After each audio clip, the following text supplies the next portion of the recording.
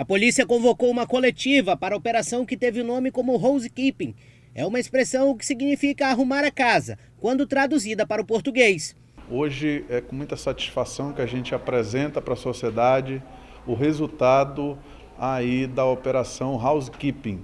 Essa operação iniciou na segunda-feira, visou cumprimentos de mandados de prisões de homicidas, diversos casos aqui que estão em andamento aí na nossa delegacia. Estávamos impedidos aí de realizar alguns cumprimentos em razão da vedação eleitoral.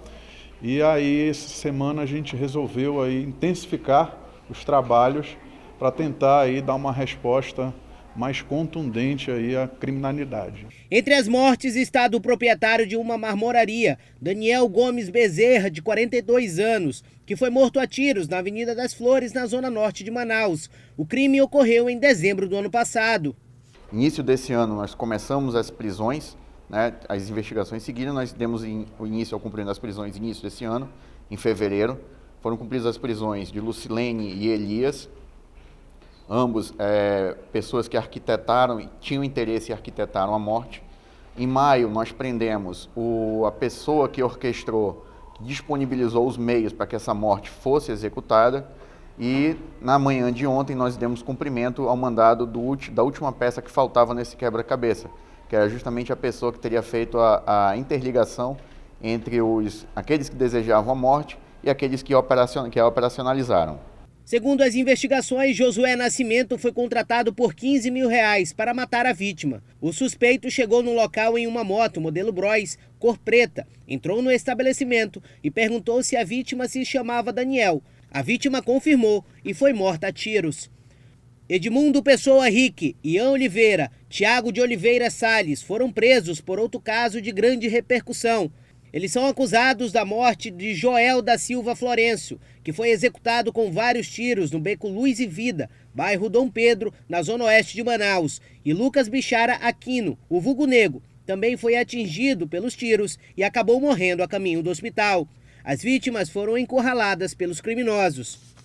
Essa operação de hoje no beco Luz e Vida, ali no Dom Pedro, referente ao duplo homicídio ocorrido no início desse mês de outubro, né, das vítimas Joel e Lucas Bichara, os quais foram mortos ali no beco, por integrantes, inclusive por integrantes da mesma facção criminosa a que pertenciam, né? Houve uma grande confusão nesse beco e após uma festa, né, pela madrugada, e tem vários suspeitos aí envolvidos nessas mortes.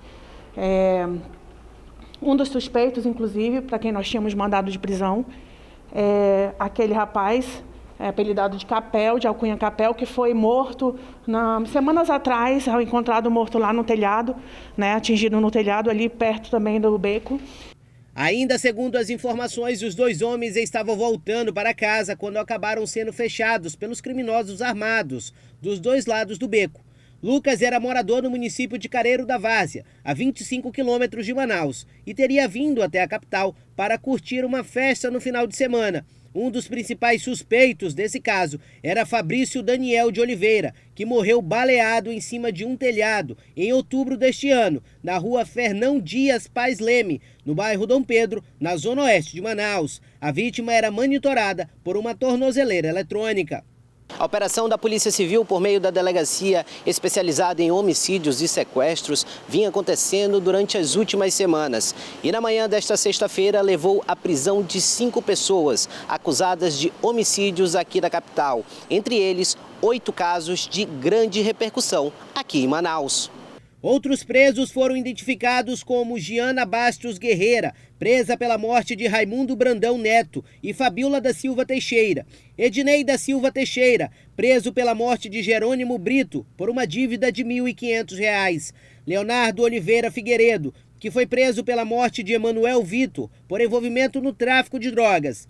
Maicon Kennedy Moraes, preso pela morte de Marcon Moraes, após um desentendimento familiar. Benilson Andrade Oliveira, preso pela morte de Rafael Vieira, após um desentendimento em via pública. E Magno da Silva Tavares, preso pela morte de Alexandre Carvalho e Sônia Lima dos Santos.